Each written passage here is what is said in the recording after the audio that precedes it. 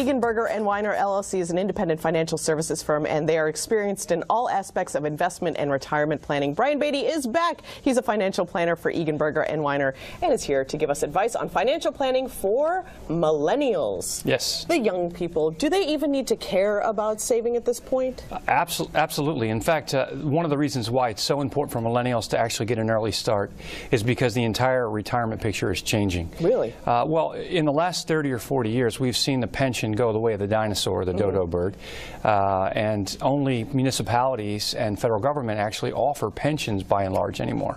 So with that, and then the combination of what's happening in the Social Security system, where today about 75% of the benefit is actually fully funded going forward.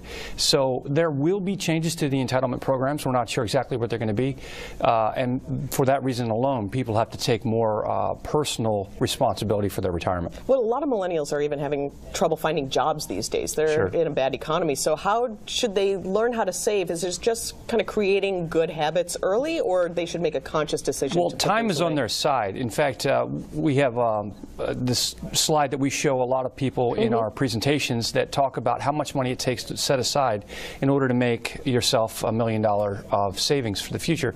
And if you're 25 and you get a 10% return on investments, you can do it for $157 a month. But if you're 45, it takes almost 10 times as much money in savings in order to actually, $1 million doesn't go very far. It really doesn't if No. you kind of space it out over the rest of your life. And I'm sure millennials, by the time they get to be 50 years old or retirement age, they're far longer.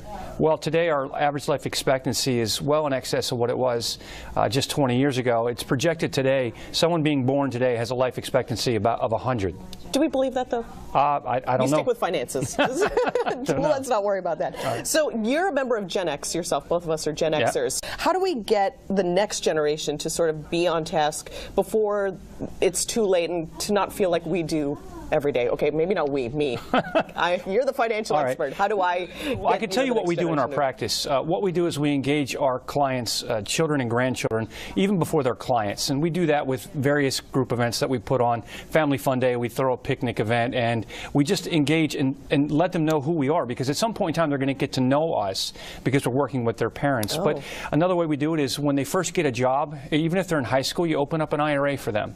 When they first get out of college, you make sure that you teach them what they need to do with their benefits programs in their first job. I mean, you get to them right away. What are the benefits program tips that you have in that first job? I know when I started, I socked as much away as I could and just lived off of whatever was left over. Well, the first thing you want to do is make sure that you enroll in your 401k plan or your 403b or whatever your company offers, and go at the very least to the match. That's free money. If you don't go to your match, you're walking away from free money. But save everything you possibly can. If you had to have a rule of thumb, which I'm not a big fan of, I would use 10% as a good starting point. And every time you get a raise, split your raise between living better and saving more. Oh, nice. Now, why aren't you not a fan of tips to live by? Why because everybody's life is unique. Everybody's goal is unique, and if you only go by the rules of thumb, you may wind up actually undershooting your actual goal. Oh, really? Yeah. So aim for saving as much as you can, as fast as you can, as early as you can. And balance between life today and life in the future. So you shouldn't, cut back on things that make you happy. It sounds like you're saying enjoy your life. You have to enjoy yourself. Enjoy yourself. Yeah, absolutely. Okay, well, thank you, Bryan Beatty of Eganberger Weiner LLC, for making it all so easy for us. Although I did buy Starbucks this morning, so I feel like I should have saved that money. More Let's Talk Live's coming up. Stick with us right here. Thanks.